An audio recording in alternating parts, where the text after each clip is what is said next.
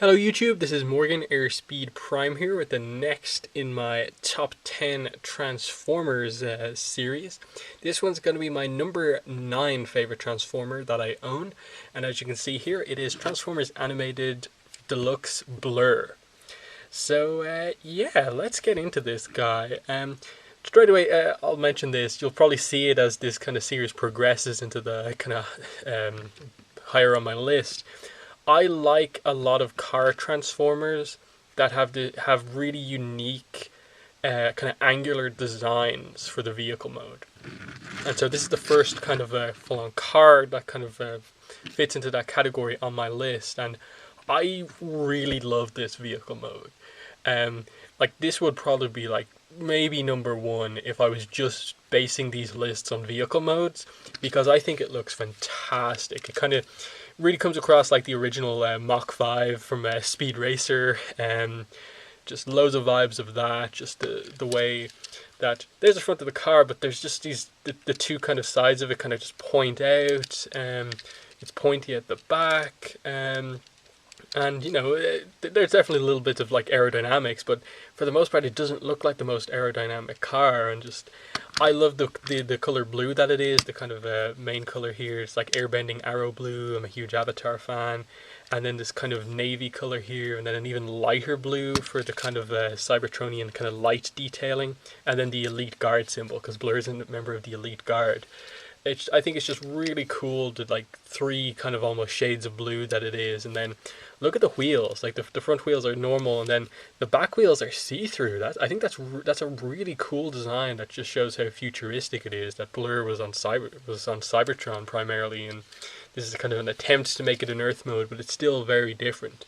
And sure, it's a negative that like the back of the car is kind of like wide open. Like looking at it from the back, it's just, oh, his head is attached in, and then his kind of head crest makes the kind of back kind of bit of the car wide open at the back. But at the end of the day, like, when would you ever have this on a shelf where it's just pointing backwards?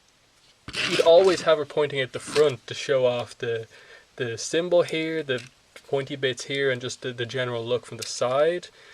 It looks fine. It's just that one angle, like directly from the back, that makes it look not so great. And then on the bottom itself, yes, you can tell that this is the whole chest area. The head's just turned around, but you can sort of follow. Okay, so the hips are here. That means the legs are pointing up this way, and the arms are like kind of here. And you're just kind of wondering, like, how do the arms get like? How do the legs get down here, and the arm, the kind of, these are the shoulders, get up here? It makes for a really interesting transformation, as we're about to see. But first of all, there is a gimmick in the vehicle mode, and that is this. When you press this button on the bonnet, this kind of saw blade thing comes out. And again, references to the Mach 5 from Speed Racer come straight to mind, just this weaponry type thing. And it's not too fancy. It just, you know, clips into place. You press the button, it kind of flips out kind of like that. It just kind of drops and then springs forward. Not the most impressive thing, but I like that it works in vehicle and robot mode. That's really unique. I like that he doesn't just come with an accessory. His weapon is built in. It makes him a little bit part-formery, but at the same time, I almost wish more Transformers would do that, where just if you have nowhere to put this panel in the robot mode design that you have in mind, just incorporate this panel in. It locks into place somehow, and it's just his weapon. I wish more Transformers would do that rather than just like saying, oh, we'll just make it a bit of kind of kibble on the back or something like that. But at the end of the day, I really like this vehicle mode. So let's get to transforming him. First place I usually start is just to take out the kind of bonnet weapon. So that means you just split the two sides apart. It's pegged in at the side. You can see one peg there, and then you just kind of pull it out like that. And then there's your weapon for Blur. That's it, gone. And so this is basically the transformer. It's just the car minus the kind of hood bonnet bit. And then what I do from there is I just pull the two back wheels out to the side, and that unlocks this kind of panel here. You then just tilt that down like that, double hinge. Then you turn the head around backwards so it's facing out the right direction compared to his chest. And this is the whole unique part of this transformation. The Transformers animated line, primarily what the gimmick was that the transformer, the toy design, the toy transformation got the character across. The looks, basically, of the design got the character across because they were so characterful. But anyway, the main thing you need to do here is this section here. You need to separate this kind of navy blue section from this light blue section here. So you do that on that side, you do that on this side.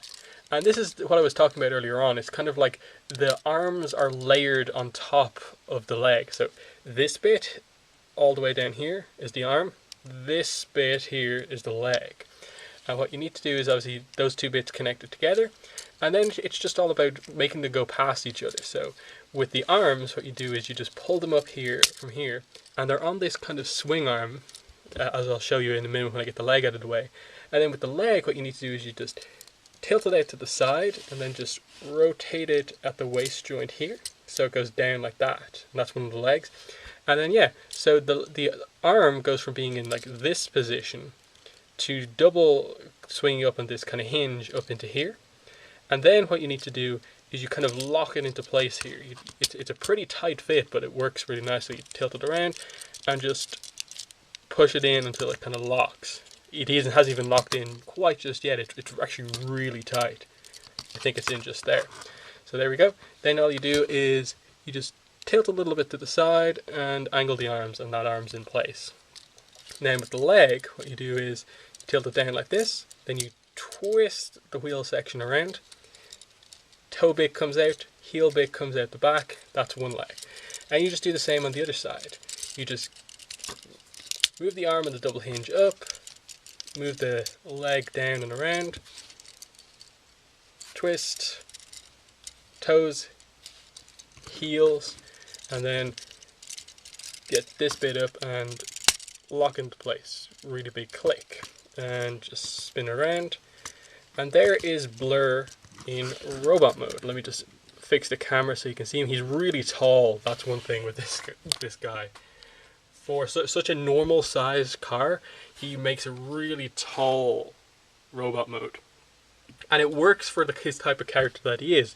Blurr obviously is the racer character. Specifically in the Elite Guard, he's this kind of like message runner, basically. That's his thing. They give him a message and he basically runs really fast to deliver it to people. So that's why he's so thin and kind of twig stick-like, and not a lot of like just big sections on him. He's kind of, his character fits the type of bot that he is.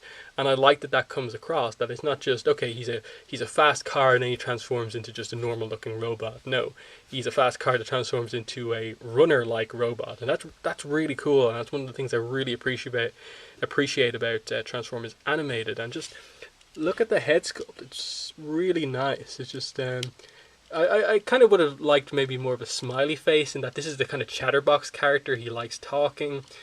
While his actual mouth is just a little line across. But other than that, it's a really cool head mode. You got a little bit of light piping there at the top and the eyes. You've got the kind of antenna bit that we saw in the vehicle mode, and it works really well. And then obviously you have another Elite Guard symbol there right in the middle of the chest. But in general, it just looks really cool. And then those open wheels that I talked about earlier on mean that he has kind of open ankles as well, so that's nice. But yeah, let's get into articulation. The head can move up and down. It's on basically a ball joint, just at the top. There's no movement kind of where the neck connects to the torso. It's just, you can spin the head around, up and down. It's got basically nearly everything you need in terms of the head, so that's fine. The shoulders are a little bit limited because the section is so big, in that outwards it only goes that far. But because he is a runner, you kind of only really want to get him into those kind of like arms going back and forth poses. You don't really have much use for his arms going out there, just in terms of the character that he is. So that's that. You kind of have a little bit of a kind of a bicep swivel here, just with the transformation joint. A little bit, and then you have the kind of hinge elbow goes up and down, and you can tilt side to side. No wrist swivel because the arm is kind of locked into this panel, but it's not too bad. And obviously the same on the other side. You do have a waist joint, which is nice, and it works fully all the way around if you want, so that's cool. You have a kind of universal kind of hip It only kind of splays out that much, but again, you don't really need much outward motion for this character. Goes forward, good, back, good. Knee is a perfect 90-degree bend, all you really need. The, again, transformation joint gives him an ankle rotation, and because the heels and toe bits are on kind of joints, it means you can basically like put him in like nearly any, you can basically get these flat, the kind of the feet flat on the ground, no matter really what position you're doing him in. It just, they actually work really, really well. Like, look at that weird position he's in, the feet kind of still completely touching the ground. So the feet are actually really nice on this guy. So that's good, and yeah, that's about it. So he's decently articulated. Only obvious flaw with the articulation is just that outward motion of the arms, only about that much, about 30 degrees. But again, not much of a problem in my opinion. You can get the main kind of runner poses you kind of usually want from this sort of guy. You know, something like that. Just like he's in the middle of running. And he looks really cool like that, just like, if you got like a stand or something like that, to have him just going like that, because it completely works because of the design, the way everything's so thin, and there's a lot of angles that look like running. It's really cool. But yeah, let's bring the weapon in here to finish off this review. That's the last thing to really touch on. So yeah, here it is. And you can see there's one peg here and two pegs here. These two pegs obviously are for kind of... well, these two bits at the side are where it locks in vehicle mode. What these two small pegs are here for is basically storage in robot mode when you don't want to actually use the weapon. You just put those two pegs into the back. Whoops, I didn't quite get them in fully. Let me just do this. So yeah. So there.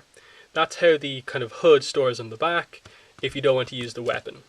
If you don't like the look of that weapon, you don't think he needs the kind of chainsaw type thing that it is, you can just store it on the back very nicely there. It doesn't look awful, it's fine.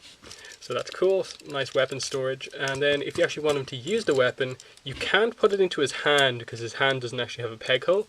Instead, you actually have to peg it into the kind of forearm guard bit. And it just pegs in nicely there, and he has a kind of his flip out saw blade weapon if you need to use it.